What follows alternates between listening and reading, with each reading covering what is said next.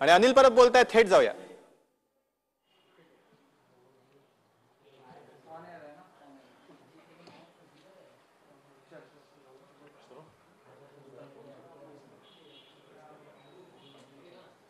आज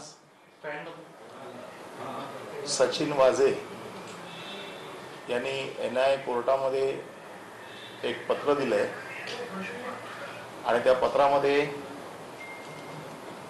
असा उल्लेख केला आहे की मी सचिन वाझे यांना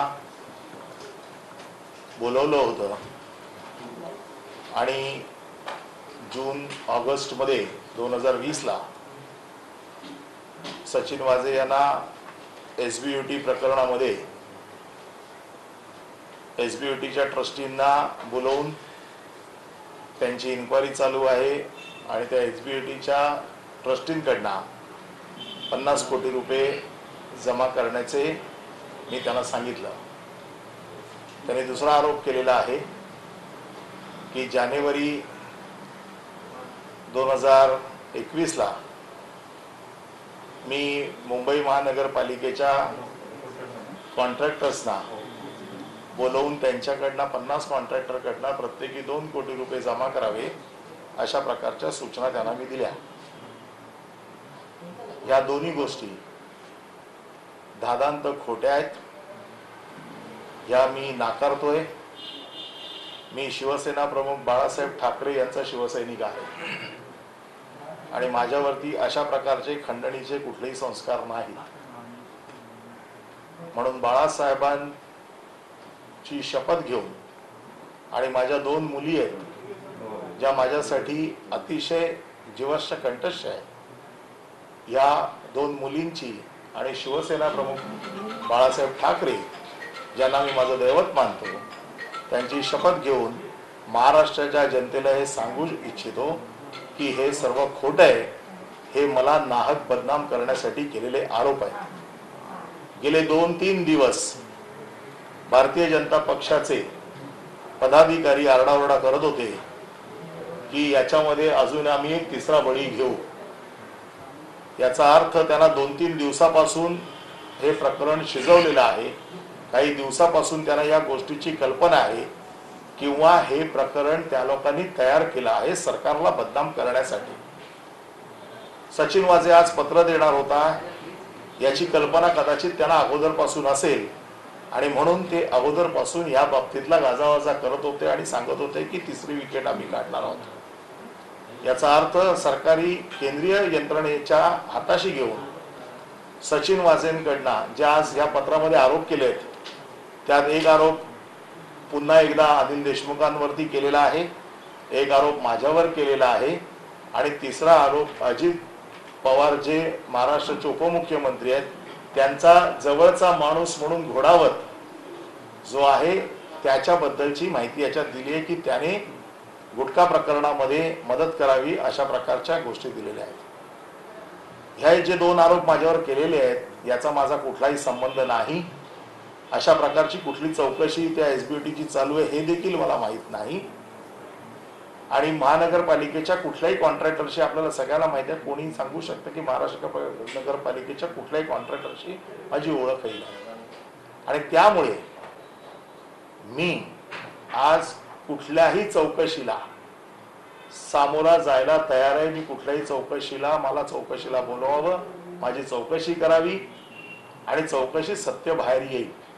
मग ती आता CBI कालच CBIची ऑर्डर झालेली आहे आणि आज त्या पार्श्वभूमीवरती हे पत्र आलेलं आहे.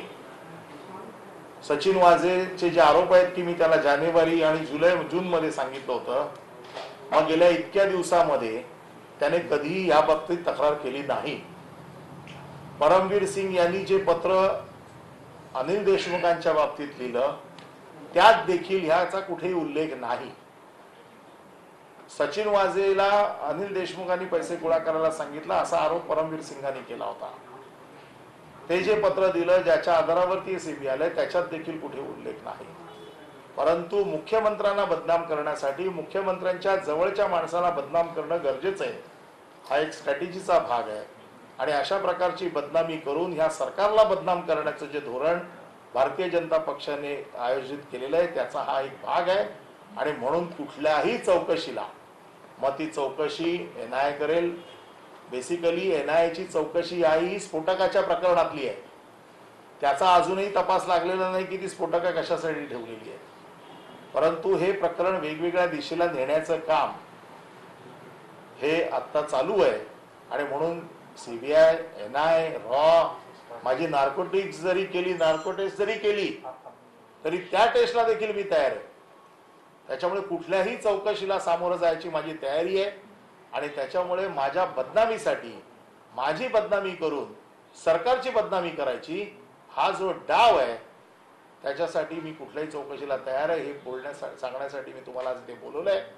आणि ज्या जनतेने आम्हाला निवडून दिलेलं आहे त्यांना वस्तुस्थिती कळावी. ज्या शिवसैनिकांचा माझ्यावरती विश्वास आहे त्या शिवसैनिकांना कळावं की मी बाळासाहेबांचा शिवसैनिक आहे. अशी चुकीची कामं कुठली करणार नाही आणि ह्यापुढे केलेली नाही आणि याच्या पुढे देखील करणार नाही, हे सांगण्यासाठी मी तुम्हाला आज ते बोलवलं.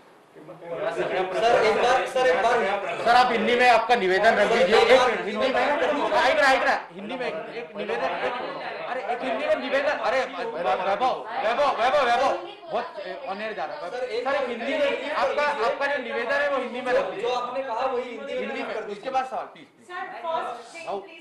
अरे लाइव जा रहा है. आज NIA कोर्ट में सचिन वाजे ने एक खत दिया है जिस खत में उन्होंने माननीय माजी गृह मंत्री अनिल देशमुख, अनिल परब और अजित पवार के एक निकटवर्तीय श्री घोड़ावत इनके ऊपर आरोप किए हैं. मेरे ऊपर जो आरोप किए हैं जिसमें उन्होंने कहा है कि SBUT प्रोजेक्ट के ट्रस्टियों को मैं बुलाए और 50 करोड़ रुपया उनसे मांगे. दूसरी बात उन्होंने कहा है कि मुंबई महानगर पालिका के कॉन्ट्रैक्टर से, हर कॉन्ट्रैक्टर से 2-2 करोड़ रुपया जमा करे. मुझे आज भी ये पता नहीं चल रहा है कि सचिन वाजे एक PI था और मैं कौन से कैपेसिटी में उसको ये बात कह सकता हूँ और उससे ये बात कर सकता हूँ कि वो इस चीज को हमारे लिए कुछ काम करे. आज सेंट्रल एजेंसी के तरफ से आज ये जो कुछ बीजेपी के लोग 2 दिन से ये कह रहे थे कि अनिल परब का नाम आने वाला है, अनिल परब को रेजिग्नेशन देना होगा. उस 2 दिन के दौरान ही हमें ये पता चल रहा था कि जानबूझ के कुछ ना कुछ ये हो रहा है, क्योंकि 2-3 दिन से पहले ये बोल रहे हैं कि अनिल परब को रिजाइन करना पड़ेगा. इनको पैसे पता था कि सचिन वाजे ऐसा कोई खत देने वाला है. इसका मतलब यह है कि सरकार को बदनाम करने के लिए जो रणनीति बनाई गई है और महाराष्ट्र के मंत्रियों को बदनाम करके सरकार को बदनाम करना है, ऐसा उसमें ये जो दिखाई दे रहा है सामने दिखाई दे रहा है. सचिन वाजे ने अगर जुलाई में या जनवरी में मैंने उसे कुछ बात कही थी तो आज तक वो किसी को क्यों नहीं बताई. कल CBI आने के बाद में आज लेटर लिखा जाता है. परमवीर सिंह ने जो आरोप किए थे सरकार के मंत्रियों पे, उसमें कहीं पर यह लिखा नहीं था कि अनिल परब भी इसमें आरोपी है, अनिल परब ने भी कोई मांग की है. मतलब कमिश्नर के लेटर में कोई चीज नहीं है. आज अचानक से सचिन वाजे कोर्ट को कुछ लेटर लिखता है. इसका ये मतलब है कि सचिन वाजे से ये कुछ चीजें करवाई जा रही है जहां तक सरकार की बदनामी हो सकती है. ज्यादा से ज्यादा सरकार को बदनाम करने की कोशिश की है. मैं आपके माध्यम से महाराष्ट्र की जनता को बताना चाहता हूं, मैं शिवसेना प्रमुख बाला साहब ठाकरे जी का कार्यकर्ता हूं, उनकी सोच में भला पड़ा हूं और मेरी 2 बेटियां हैं जिनको मैं बहुत चाहता हूं. ये दोनों की सौगंध खा के मैं कहता हूं कि ऐसा कोई काम मैंने किया नहीं है. ये दोनों कामों से मेरा कोई संबंध नहीं है. लेकिन मुझे बदनाम करके सरकार को बदनाम करने की ये जो रणनीति चल रही है, इसलिए मैंने आज आपको यहाँ पर बुलाया है. क्योंकि 25 दिन हो गए सचिन वाजे को अरेस्ट करके, लेकिन आज तक कभी ये चीज आई नहीं. कल CBI आने के बाद में अचानक ये चीजें आती है. इसका मतलब माहौल खराब करना है, सरकार को बदनाम करना है और ये सब चीजें बनी बनाई जा रही है. और भारतीय जनता पार्टी के लोग पहले से चिल्ला रहे कि ऐसा होने वाला है, कुछ ना कुछ तो होने वाला है और चीजें बाहर आने वाली है और विकेटें गिरने वाली है। इसका मतलब यह है कि ये सब लोगों को मालूम था कि कल क्या होने वाला है और उसकी तैयारी वो लोग पहले से कर रहे हैं। और इसलिए मैंने आज ये फैसला किया है, कोई भी इंक्वायरी हो, फिर वो सीबीआई की हो, एनआईए की हो, रॉ की हो या कोई भी इंक्वायरी हो, सभी किसी भी तरह की इंक्वायरी को मैं सामने जाने के लिए तैयार हूं। मेरी कोई भी इंक्वायरी करे, मेरी नार्को टेस्ट भी करनी है तो करो, इसके लिए भी मेरी तैयारी है। कोई भी इंक्वायरी के सामने जाने के लिए मैं तैयार हूं, लेकिन ये बदनामी का कारण जो काम जो चल रहा है वो रुकना चाहिए और वहां पर इंक्वायरी में जो सच बातें हैं सामने खुल के आएगी। पहिलं पत्र आलं परमवीर सिंगांचं, दुसरं पत्र आता वाझेंचं आलं। सरकार विरोधात ही पत्रबाजी सुरू आहे, याला लेटर बॉम्ब म्हणून उल्लेख केला जातोय। सरकार कशा पद्धतीने याला आता सामोरं जाणार आहे? कारण परमवीर सिंग प्रकरणानंतर एवढ्या मोठ्या प्रमाणावर सरकारची बदनामी झाली, आता हे दुसरं पत्र आलं, बदनामी होते। सरकारची बदनामी करण्यासाठीच अशा प्रकारची पत्र लिहिली जात आहेत। ज्या पद्धतीची पत्र लिहिली जात आहेत त्याच्यात सरकारची बदनामी।